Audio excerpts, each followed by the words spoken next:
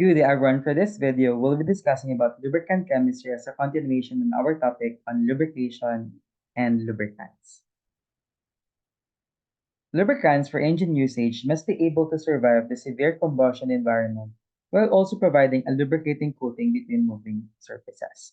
Therefore, in this particular text, we need to understand that our lubricants must survive higher temperature so that it will not burn easily. And at the same time, it must also function as a lubricant between moving parts. The vast majority of motor oils are complicated mixes of basic oils and chemical additives. Take note that a lubricant is composed of two chemicals, particularly our basic oils and also some of the chemical additives that would aid and enhance the performance of our lubricants. So let's talk about first about base oils, which are obtained from crude oil, give the required viscosity and temperature stability. So for base oil, its main function is to give our lubricant a specific viscosity depending on its use, at the same time a temperature stability so that it might survive either very high temperatures or low temperatures. So we have group 1 mineral base oil, we have the group 2 synthetic blend base oil, we have the hydrocrack base oil, we also have the high viscosity index synthetic base oil, and our polyalpha olefin synthetic base oil. The first classification of base oil will be our naphthenic oils. Naphthenic oils can be used at a very low temperatures because they are not waxy. Therefore, it has generally lower pour point as compared to other classification of our base oil, which is paraffinic. Despite the fact that they typically leave behind more deposits than paraffinic oil, the residue is soft and fluffy, so it is actually easily removed from our system. Naphthenic oils are frequently preferred by compressor manufacturers because the deposits are blown out with compressed air instead of accumulating on discharged valves. It will not stick easily to our surfaces if we use our naphthenic oils.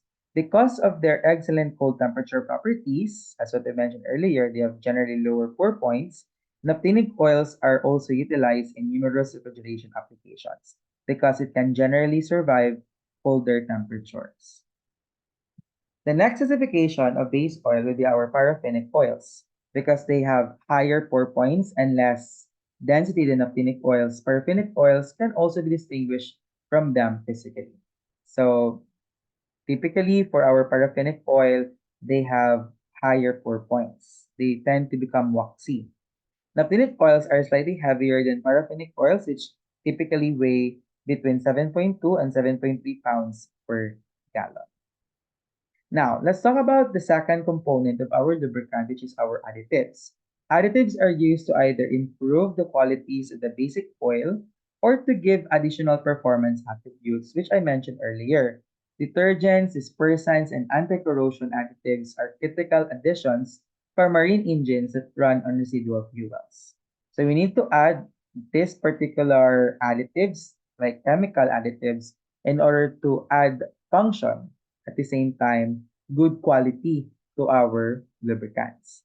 Detergents and dispersants are intended to clean engine surfaces, particularly the piston rings and also our cylinder wall areas. So this is one of the quality of our detergents and dispersants. They are used as cleaning agents. The first additive that we need to discuss is about extreme pressure agents or EP agents. These are typically used in gear oils to prevent sliding metal surfaces from seizing under extremely high pressure. So it will actually protect our surfaces and also our lubricants at higher pressure operation. They are phosphorus, sulfur, or chlorine-based additives. It chemically combines with metal at high local temperatures to form a surface film that could protect our surfaces, and they can also be slightly corrosive to some metals, especially at higher temperatures. So this is how our extreme pressure additives work. So it will form here a particular coating that will actually protect our surfaces from deterioration at higher pressure. Anti-foam or foam inhibitors. Silicone-based additives called anti-foam or foam inhibitors are used to turbulent systems to combine small air bubbles into larger bubbles that rise to the surface and burst. So there is a sort of coalescence in this particular anti-foaming agent, wherein small bubbles are being connected to each other, forming a bigger bubble. And once it turns into a bigger bubble, it will burst easily. So it causes the bubble surface tension to drop, staining and weakening it until it bursts. As what I mentioned earlier, it permits the joining and breaking of bubbles. So as you can see here, small bubbles will form into larger bubbles. And since this will have higher surface area, it will be vulnerable to some attacks. So it will just burst easily. Rust and corrosion inhibitors. Rust and corrosion inhibitors are carbon-based molecules that are intended to adhere to metal surfaces and stop water and air from attacking them. The main goal of anti-corrosion additives to our lubricant is that it will aid the surface not to directly contact or come into contact with air, which of course we already know that will cause corrosion to our surfaces and also moisture or water. Rusting and corrosion slow the deterioration of the component surface brought on by a acidic chemical attack from oil oxidation's byproducts. Rusting is a term used to describe the oxidation of a ferrous material or surface brought on by the presence of water in the oil. So this is one of the disadvantage if we have water in our oil because it could attack metal surfaces, particularly iron, causing rusting. So in this particular diagram, we have here illustration wherein the metal surface is being protected by these anti-corrosion properties or additives, which prevents it to directly come in contact with water. So it minimizes or reduces the tendency or the probability that our surface will actually corrode because of this anti-additive property. Oxidation inhibitors. Phenolic and amine antioxidants work by stopping the chain reaction of free radicals that causes oxidation. So this particular inhibitor could actually attack those free radicals. In essence, these inhibitors stop the reaction when the oil begins to decompose in the presence of oxygen.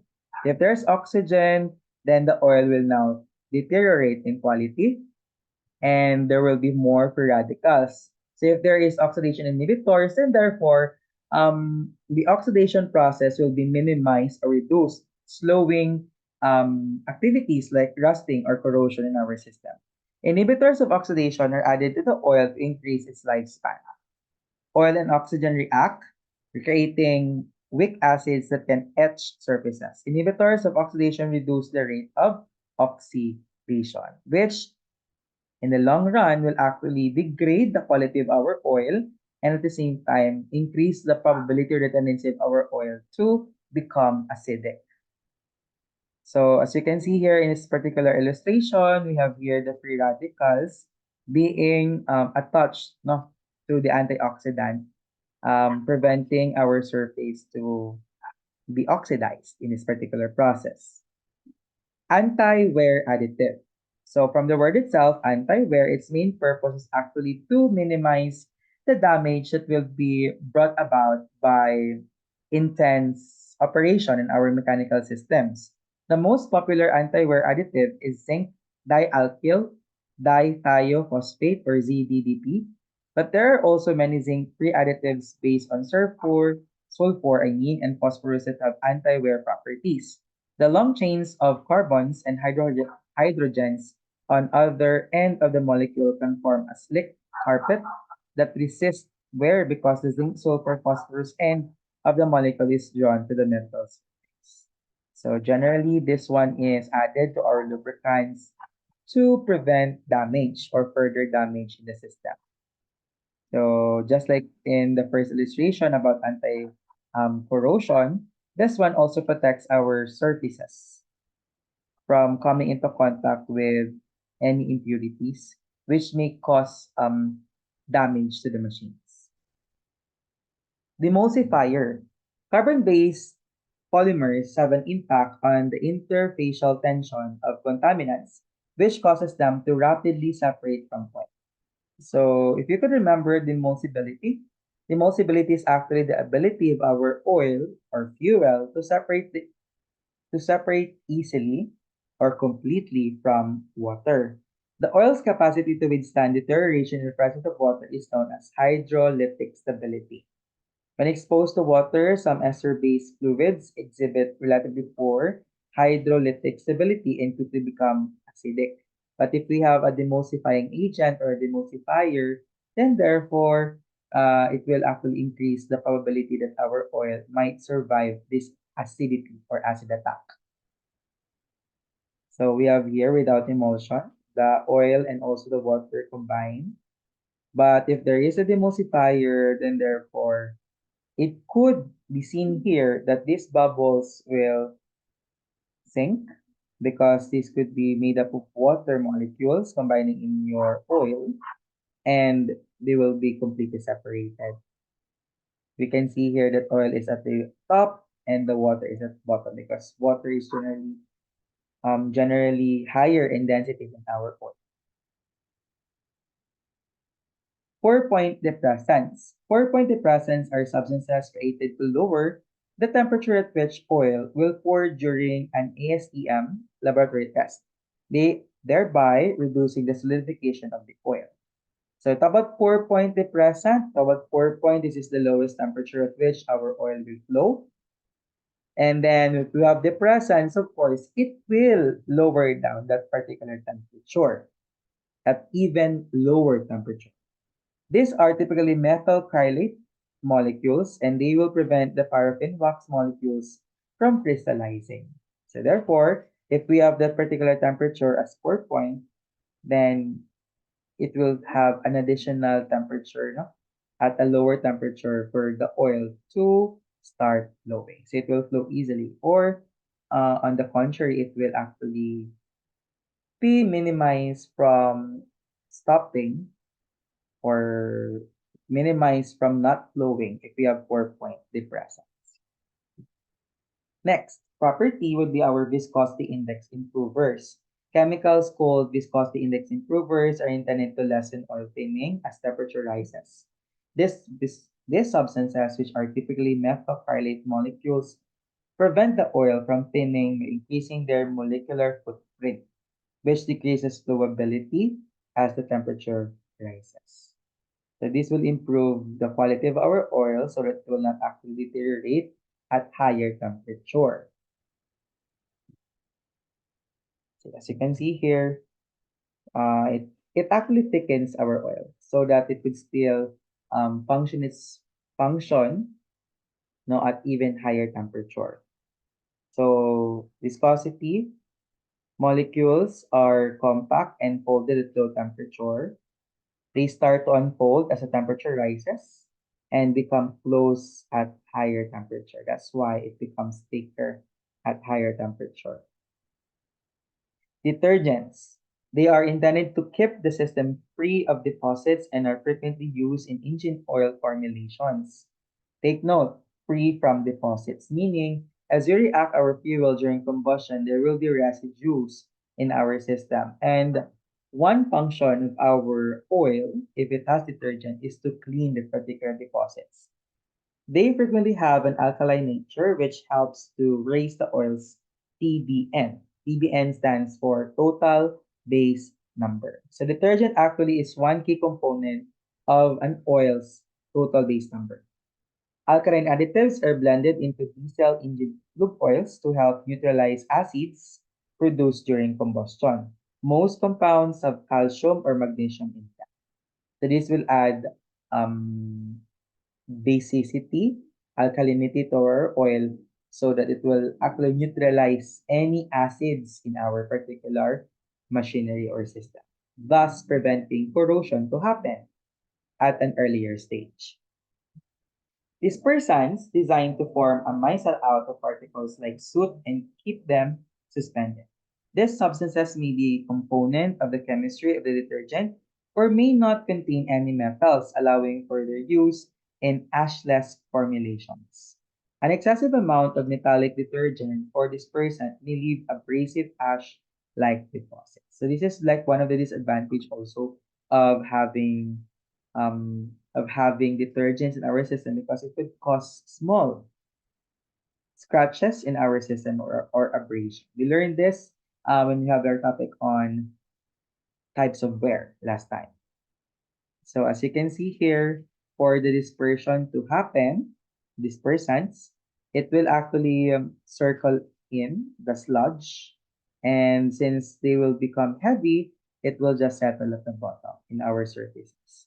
So therefore, it has a tendency to clean up the system because of this particular dispersants. That's it for our discussion on the lubricant chemistry, such particularly in understanding lube oil or base oil and the chemical additives or properties that are used in order for it to become good quality. Thank you so much for watching. Don't forget to like, share, and subscribe.